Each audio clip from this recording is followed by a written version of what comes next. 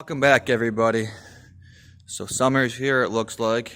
Got the grill out, and hopefully the next couple weeks here we should start making some more progress on the truck. Hopefully get it all back together. It's been a long project. I work out of town for quite a few weeks on end, sometimes even more than a month.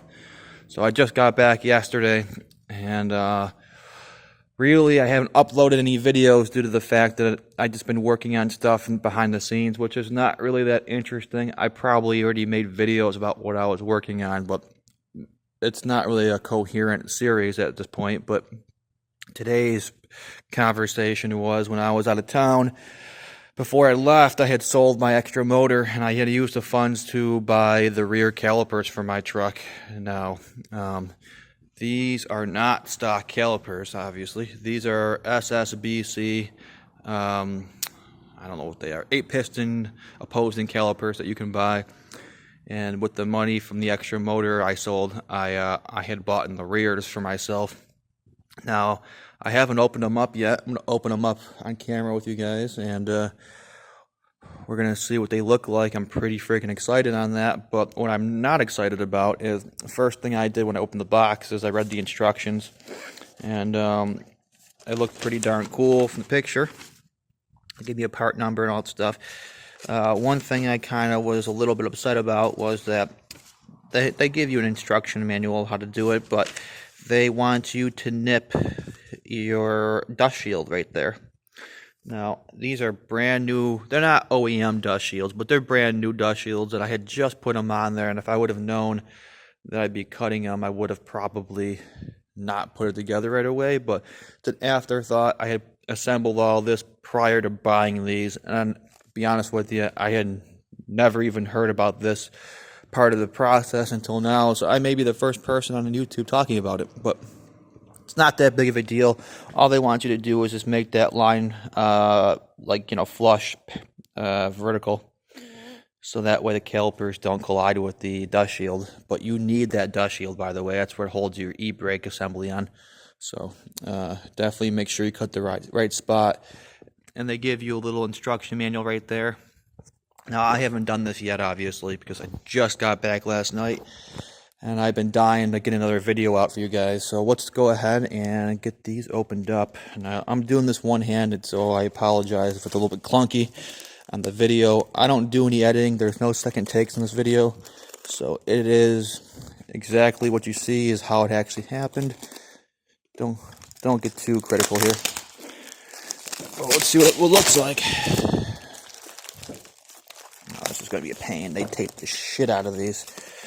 We'll get them open. I thought about getting it halfway cut open for you before I started the video, but I felt like that'd be dishonest. I probably would have looked at it, so it wouldn't be my first time looking at it. I wanted it to be as authentic as possible. Now, I am not sponsored by SSBC. I paid for these out of my own money. They did not give me any sort of discount for the channel. But I will go ahead and say that I think his name was Tim.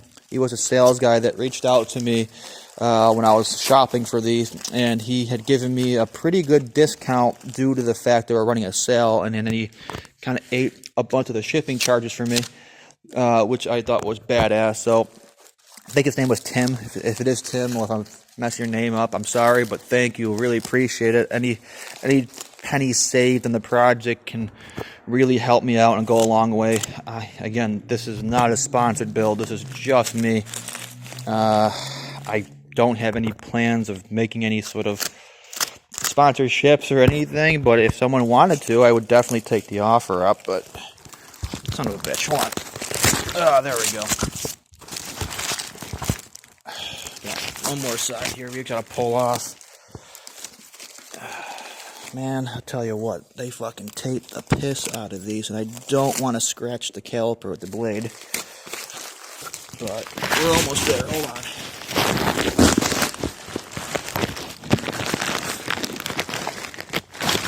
Alrighty, we got one out. Look at this son of a bitch right here. Now, they come in a couple different colors. I decided that I was going to run all bare aluminum on these because, in my opinion, aluminum's it's a great finish without even doing much work on it. I'm not really a fan of paint if you don't have to use it. Obviously with steel, you have to paint it or else it goes to shit, but aluminum kind of takes care of itself, really. Here, let's go move this out of the way here. So if you look, this is the rear, and that's the front. Let's tip it up a little bit. There we go.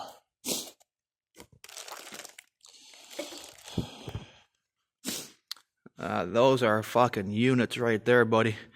But yes, these are the rears. I'm actually pretty freaking excited about this. I was originally going to run just the stock Ford rear ones, but I just felt like it just, for what it was worth, what I want to do, what I'm trying to do with this build, I felt like the matching rear calipers really just kind of tied it all together. It would just kind of look goofy if I just kind of put old crusty calipers on this brand new axle, and not really brand new axle, but you know what I'm saying. It's a brand new build to me. So I just felt like getting the new calipers that match the front really kind of ties it all together. And they look absolutely fucking gorgeous. I would not complain about the build quality at all. These are made in the USA, obviously, right there. You see that? And I'm actually pretty sure that's actually true. I grew up not too far from this manufacturing plant in New York State, so I'm very familiar. I actually had people that I used to work with that did work at the SSBC plant over there, so I actually do know that they do manufacture these. And that's pretty darn cool. Now, not to say that you couldn't buy a knockoff brand, they wouldn't be just as good, but these are solid deals, and you don't really have to worry about any sort of problems with these. You can call their engineers up, and they're really helpful people, and they helped me figure out the first one. I had an issue with it, but that was because of the axle knuckle being incorrect, but these calipers are solid, and if you have any problems, give them a call. They'll get you squared away. But again, I am not affiliated with SSBC. I'm not paid by them. I've never even used their products yet. I'm just showing you what it looks like right out of the box. I think anybody would be happy if you could afford them, because they are fucking crazy expensive.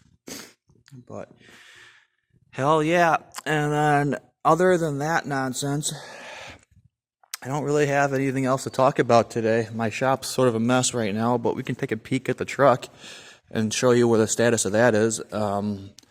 I had finished painting everything before I left and somewhat got it all cleaned up over here. This is Eastwood 2K Extreme Chassis Black. A couple things about that. The paint is freaking awesome. It is super hard. It is a great product.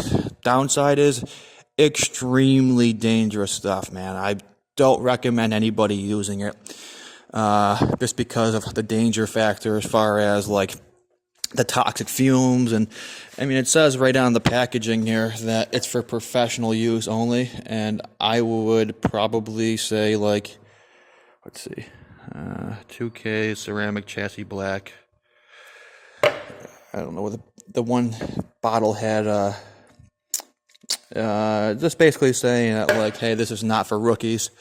And I used a respirator, and I still somewhat got a little paint sick off of it. Maybe one time getting paint sick won't kill you, but if you're doing this for a living, I would recommend having the setup for this and making sure you have the proper ventilation, the respirator, and just everything to keep yourself safe, because you don't want to die building the fucking thing, right? But otherwise, I'm super happy with everything, how it turned out. I got a couple more steps here. I masked out the serial number for the frame. What I think I'm going to do there is I am going to take some heavy-duty clear nail polish and fill that in, and so that way it protects the metal. And you can see the VIN number. I didn't want to cover up that VIN number. It would have been buried in there. There's another spot on the truck frame.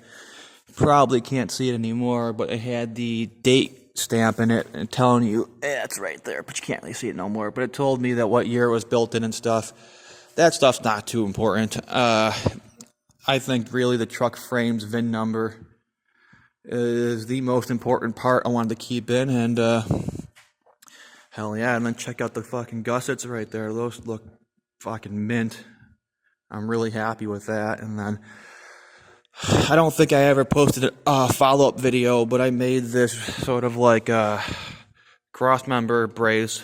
Now, this would only work if you're doing what I'm doing here, because my track bar bracket bolts from the opposite side. Originally, Ford put them on this side.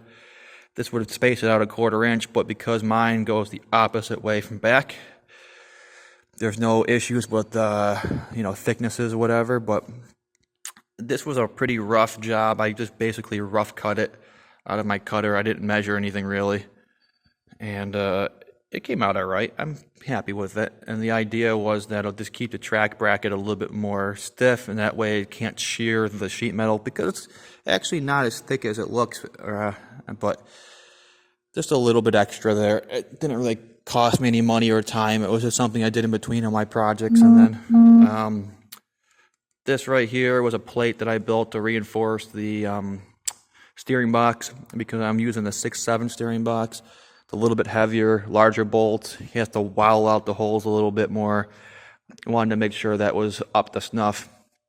And then that's really it. I mean, I stripped this whole frame to bare metal, and it had almost zero rust on it already, but there was a couple spots that got a little bit of rust. I mean, you can't see it no more because I cleaned it up. But for example, like this area, it got a little bit of surface rust on it, a little bit of pitting, not too deep.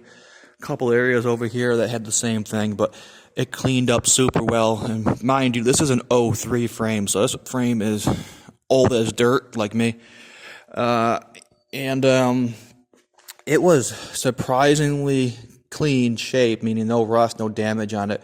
It was dirty, needed a lot of prep work, but once I got past that, it really looked awesome on it, and I'm really excited about the turnout of the paint and everything.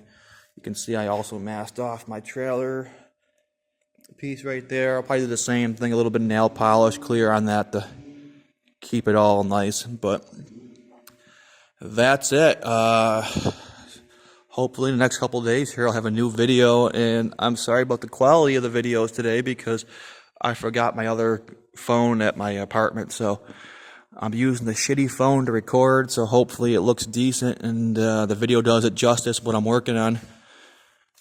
And yeah, let me know what you guys think. If you got any questions, feel free to comment down below, and I really appreciate everyone watching the video and sticking it out to the end. If you don't mind, please give me a subscribe. I'm really trying to grow the channel, and if I can get some better traction on it, I have some more projects such as a Banshee and a CR500 and possibly an E46 M3 project that I'd like to bring onto the channel, and also make some content about that. But that's all dependent on the success of this first project. I mean, this stuff's expensive, guys, and I really don't make any money off of this. I make $0 off of doing this. This is all for fun.